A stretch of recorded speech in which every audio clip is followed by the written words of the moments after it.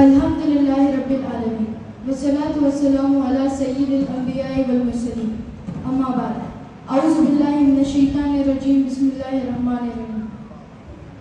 محترم اساتذہ اکرام، معزز مہمانان اور میرے عزیز ساتھیوں، السلام علیکم ورحمۃ اللہ وبرکاتہ. اردو کی گود میں ہم پل کر بڑے ہوئے ہیں، اردو کی گود میں ہم پل کر بڑے ہوئے ہیں، سو جان سے ہم کو پیاری اردو زبان ہماری. آج میں جس ٹاپک پر آپ کے سامنے بولنے جا رہا ہوں وہ صرف ایک تذکرہ نہیں بلکہ ایک ایسی امانت کا ذکر ہے جو ہمارے دین، ہماری تہذیب اور ہماری شناخت سے گہرا تعلق رکھتی ہے، اور وہ ہے اردو زبان. عزیز سامعین، اللہ تعالیٰ نے انسان کو بولنے کی صلاحیت عطا فرمائی اور اس زبان سے انسان اپنے خیالات، جذبات اور عقائد کا اظہار کرتا ہے.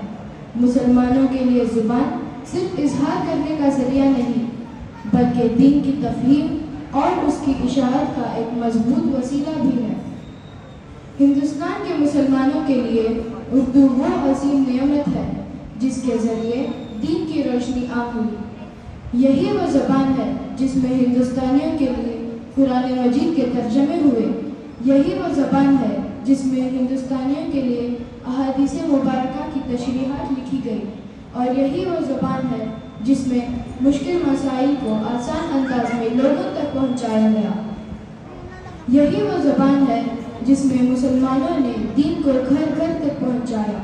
یہی وہ زبان ہے جس میں علماء نے ممبروں پر اسلام کو سمجھایا، اور یہی وہ زبان ہے جس میں مشکل مسائل کو آسان انداز میں پیش کیا گیا.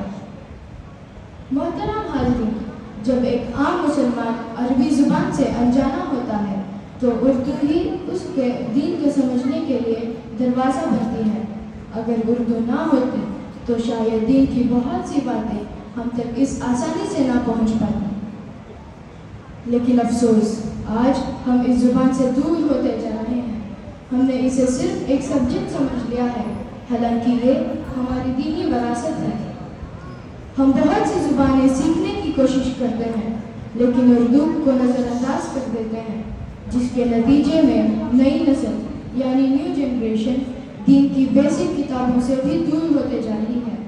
یاد رکھیں، بر صغیر میں بڑی تعداد میں دینی کتابیں صرف اردو ہی میں ہیں.